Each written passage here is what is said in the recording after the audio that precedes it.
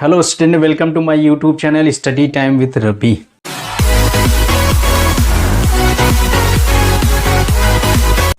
मैं हूं रविकांत पाल। यदि आप मेरे चैनल पर नए हैं तो मेरे चैनल को लाइक, शेयर, कमेंट और सब्सक्राइब करें और नई वीडियो के नोटिफिकेशन के लिए बेल आइकन जरूर दबाएं।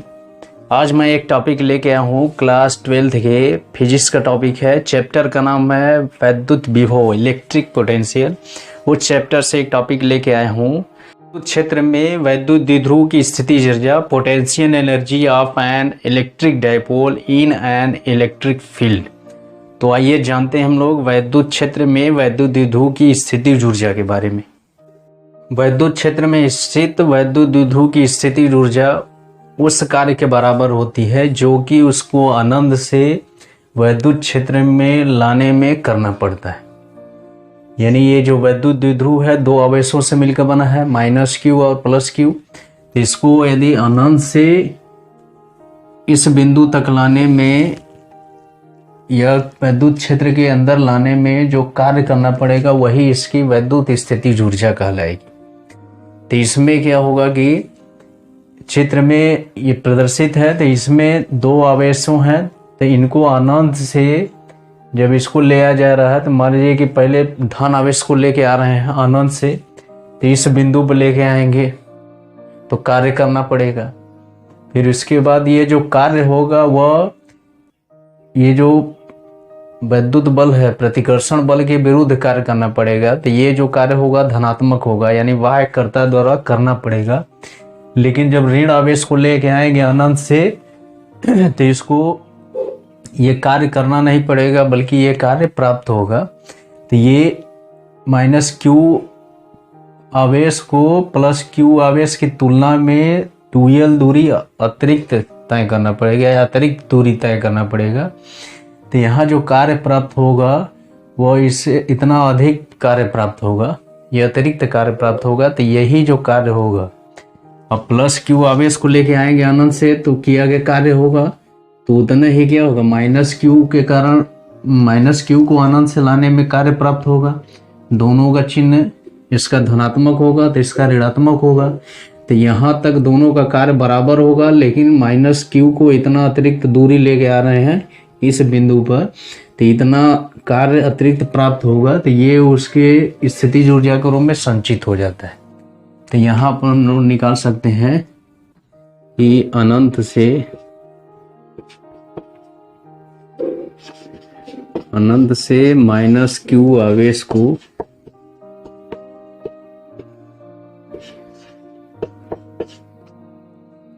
आवेश को क्षेत्र में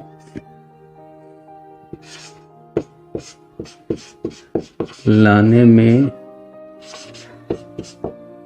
किया गया कार्य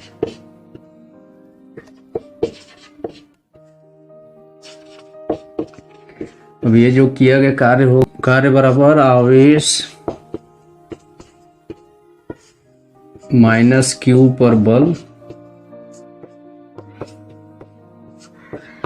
गुणे चली गई अतिरिक्त दूरी।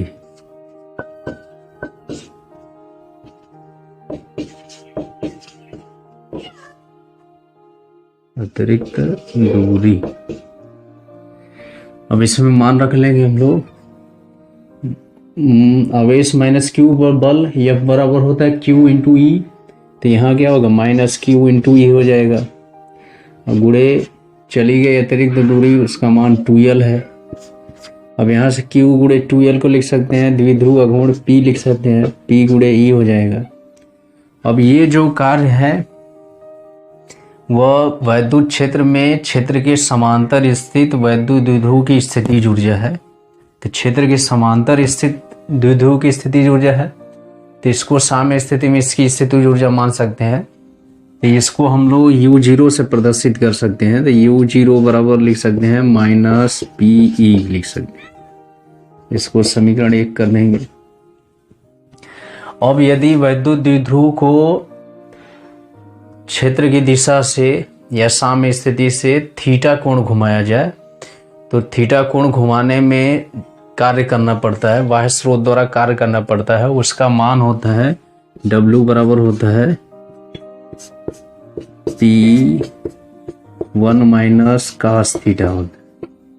अब ये जो किया गया कार्य होता है वह उसकी स्थिति ऊर्जा को बढ़ा देता है। तो इस तरह से थीटा कोण ये क्षेत्र के समांतर स्थित वैद्युत द्विध्रुव की स्थिति ऊर्जा हो गई, और जब वैद्युत द्विध्रुव को थीटा कोण घुमाते हैं तब किया गया कार्य या उसकी ऊर्जा इतनी होगी। तो इस तरह से थीटा स्थिति में या थीटा वैद्युत द्विध्रुव की थीटा स्थिति में उसकी स्थिति ऊर्जा का मान यहाँ से निकाल सकते हैं। इसलिए वैद्युत द्विध्रुव की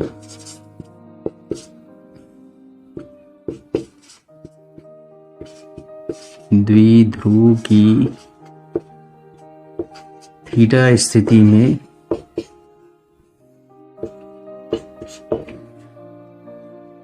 स्थिति ऊर्जा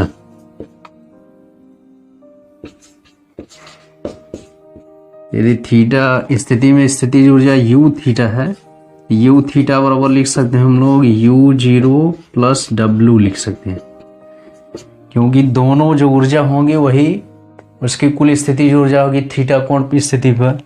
u0 क्या है, क्षेत्र के समांतर स्थित द्विध्रुव की स्थिति ऊर्जा है, या साम्य स्थिति में स्थिति ऊर्जा है, या संतुलन की स्थिति में स्थिति ऊर्जा है। और w जो है वह थीटा कोण घुमाने में जो किया गया कार्य है वह उसमें स्थिति ऊर्जा के रूप में संचित हो जाती है। तो इस तरह से इसको कह सकते हैं, ये संतुलन की स्थिति ऊर्जा बोल सकते हैं, ये घूर्णन की स्थिति ऊर्जा बोल सकते हैं। तो दोनों को मिला के जो ऊर्जा मिलेगी वह थीटा स्थिति में उसकी कुल स्थिति ऊर्जा होगी। तो यहाँ से इसको लिख सकते हैं u थीटा बराबर लिख सकते हैं u0 का मान है माइनस पी, समीकरण 1 से है, और इसके समीकरण 2 से w का मान रख देंगे, प्लस हो जाएगा P1 माइनस कास थीटा। इसको हल करेंगे, P का गुणा 1 में होगा P आ जाएगा, फिर माइनस P कास थीटा होगा। तो जो P वाला होगा प्लस वाला होगा, इससे कट जाएगा, सीधे फार्मूला इसका आ जाएगा u थीटा बराबर हो जाएगा माइनस P कास थीटा होगा।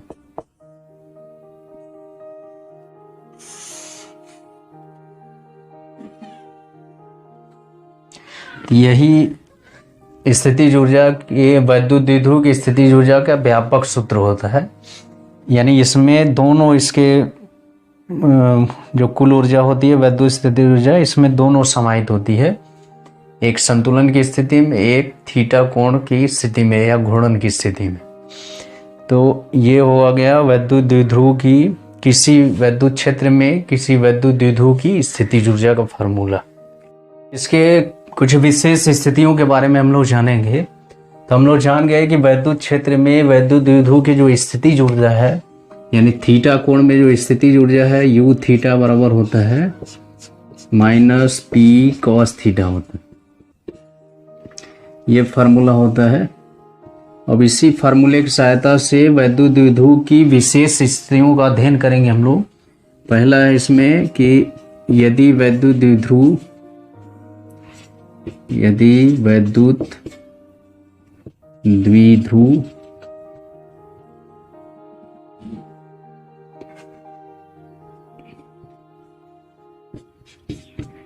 क्षेत्र की दिशा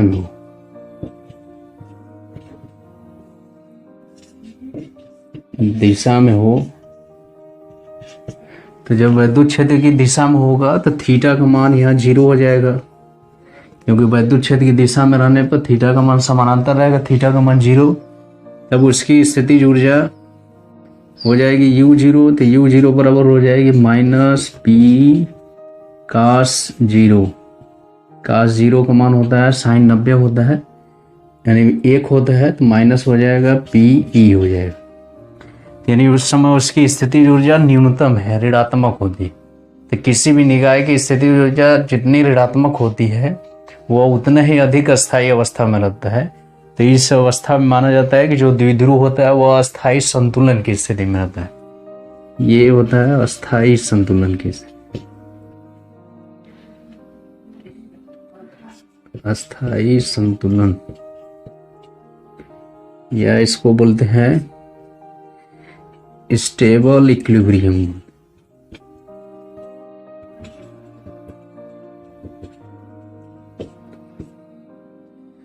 फिर इसके बाद दूसरा है, यदि वैद्युत द्विध्रुव क्षेत्र की दिशा से 90 अंश के कोण पर स्थित हो, तो वहां थीटा बराबर हो जाएगा 90 अंश हो जाएगा। तो ये वैद्युत ध्रुव ऐसे न हो कि क्षेत्र की दिशा 90 अंश के कोण पर स्थित हो, ऐसे स्थित हो, तब उसकी स्थितिज ऊर्जा यहाँ हो जाएगा U90 बराबर हो जाएगा -P cos 90। तो cos 90 का मान 0 होता है, तो इस तरह से इसकी ऊर्जा 0 हो जाएगी। तो यानी जब वैद्युत द्विध्रुव क्षेत्र की दिशा से 90 अंश के कोण पर स्थित होता है तो उसकी स्थितिज ऊर्जा का मान 0 होता है। इसको दूसरे शब्दों में भी हम लोग समझ सकते हैं कि जब ये इस तरह से लंबवत रखा जाएगा तो जो धन आवेश और ऋण आवेश इसका द्विध्रुव का होगा वो एक दूसरे के लंबवत ऊपर नीचे होगा। तो इससे अनंत से दोनों की दूरी एक समान होगी, यानी अनंत से उनको वैद्युत क्षेत्र में लाने में जो किया गया कार्य होगा बराबर होगा और उनकी प्रकृति अलग होगी। जो धन आवेश होगा उसका द्वारा कार्य बाह्य स्रोत द्वारा या बाह्यकर्ता द्वारा कार्य करना पड़ेगा, धनात्मक होगा, और जो ऋण आवेश होगा उसको अनंत से लाने में स्वतः कार्य प्राप्त होगा, उसका ऋणात्मक चिन्ह होता है। तो दोनों जब बराबर होते हैं, चिन्ह विपरीत होता है, तो इस तरह से नेट कार्य 0 हो जाता है। तो इस तरह से इसकी स्थिति ऊर्जा 0 हो जाएगी। तो उसी को हम लोग दूसरी स्थिति में स्पष्ट कर दिए। अब इसके बाद तीसरी स्थिति है कि जब वैद्युत द्विध्रुव को उसके साम्य स्थिति से या अस्थायी संतुलन की स्थिति से 180 अंश के कोण पर रखा जाए, तब वहां थीटा बराबर हो जाता है 180 अंश। या इसको कह सकते हैं कि यदि वैद्युत द्विध्रुव क्षेत्र की दिशा से 180 अंश के कोण पर स्थित हो, तो थीटा जब 180 हो जाएगा तो U 180 का मान निकालेंगे तो आएगा -PE cos 180। तो cos 180 का मान -1 होता है, तो यहाँ माइनस चिन्ह पहले ही से, तो ये का मान हो जाएगा +PE। तो जब वैद्युत स्थिति ऊर्जा का मान धनात्मक होता है तो वह अस्थायी संतुलन की स्थिति में रहता है। तो इसको बोला था अस्थायी संतुलन। अस्थायी संतुलन, अनस्टेबल इक्विलिब्रियम इसको बोलते हैं।